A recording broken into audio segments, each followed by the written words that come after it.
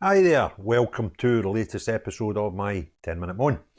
And on this episode of my 10-minute moan, I'm going to look at what's happened over the last few days in Scottish politics and what's going to happen to the SNP probably over the next week. Before I do that, people often ask, what can you do to help the channel? The far easiest thing you can do, you can subscribe, you can become a member, you can do all these things, but clicking the thumbs up button on the bottom of the screen does wonders. Thank you. So, what's going on and what's going to happen?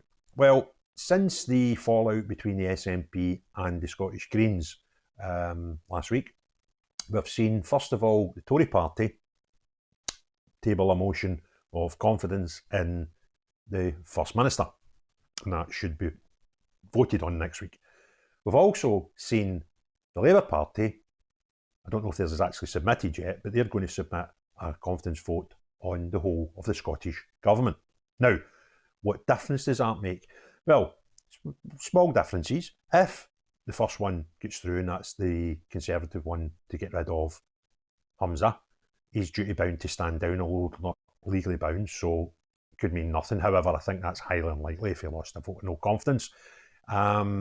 So he would then stand down as First Minister, and the SNP would have 28 days to put a new First Minister in place that is acceptable to the majority of Parliament.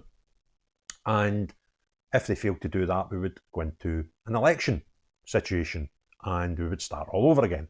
So that's option one. That's the first thing that will be tabled from the Tory party. And the second one from Labour is quite a clever idea. And this was something that I had suggested, funnily enough, the night before when I was on a Twitter space. And we were talking about the differences. They've tabled a motion of no confidence in the whole government.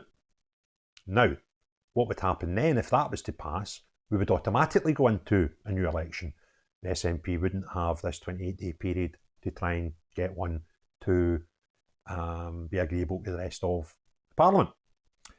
So, what one's more likely to pass? Now, there's loads of people came out already, loads of parties they're saying that they would vote for the Tory motion.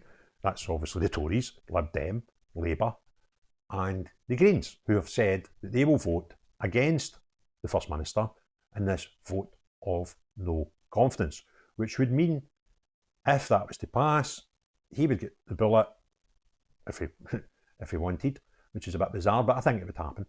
And then 28 days to try and put someone else up front as a possible First Minister, which has to be accepted by the majority of Parliament. So that might happen. The only sticky bit in that is Ash Regan, who is the only Alba MSP, so she'll have a vote. And it looks like, because everybody else has declared how they'll vote in the Tory one for Humza, she hasn't decided yet, and she's in negotiations currently with Humza and the SNP, and if she has her way, she may or may not vote for them. I think one of the sticklers in her point, she wrote him a letter which asked for three stipulations, but since then has went on record as saying that she also, if they could put some money to help save Grangemouth plant, the oil refinery, then that might sway her. I can't see that happening, to be fair, by the Scottish Government. So she may or may not be enticed, is probably the nicest word to use, into voting for them, or may vote against them. So that's open for debate, and Ash Regan seems to be the kingmaker to the Tory option of a vote of no confidence in Humza. So then, let's say that Humza was to survive that, and we're then presented with the Labour motion, which is for the whole government. I think that's less likely to be accepted, although that would be my preference, because we could then just get an election and see how the chips fall. And the reason I think that might fail is down to the Greens. They've not declared. They were happy to declare no confidence in Humza, but they're not being so clear about how they will vote for the whole Parliament. Oh, sorry, whole government. And what could entice them to vote for the government on that particular motion could be who they want to put up as a First Minister.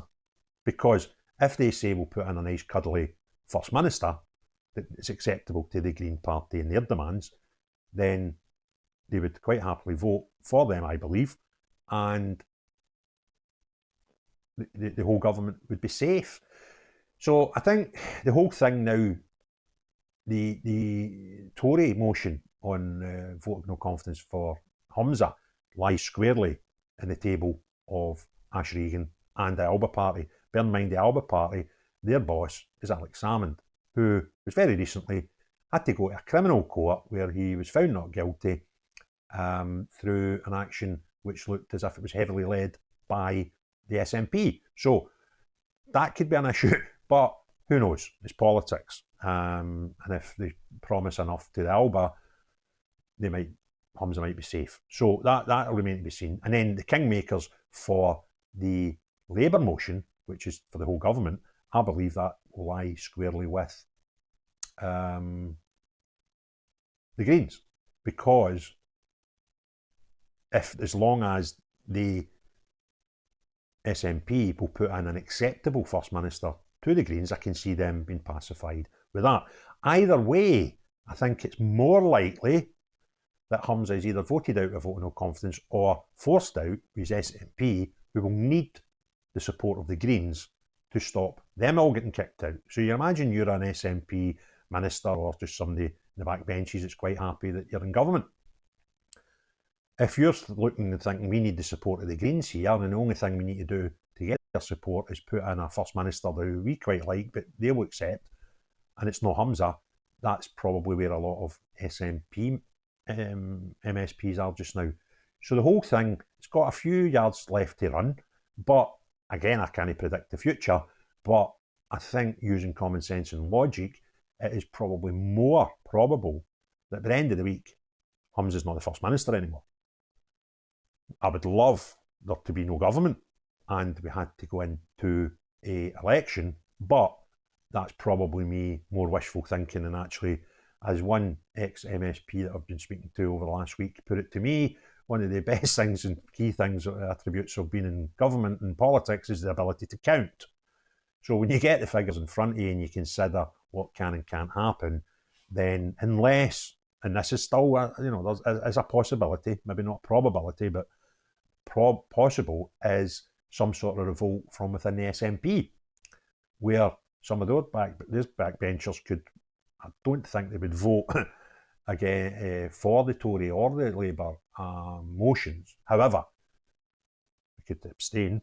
That would have a good knock-on effect to either motion. And if somebody was unable to get to Parliament the day of the votes, then that could affect it. So unless there's a revolt from some backbenchers within the SNP, I think it's more likely that the government one fails, the Labour motion. The one on Humza could pass, and regardless of all that, he might need to be used by a pawn by his own party to get the support from the Greens so they don't vote for the Labour motion. A bit complicated and a bit convoluted, I do understand that, I do get that, but I think it's important that as many people as possible understand what's going on, because there'll be a lot of people out there scratching their head, not really knowing what all these things mean when they see them in social media or in the mainstream media.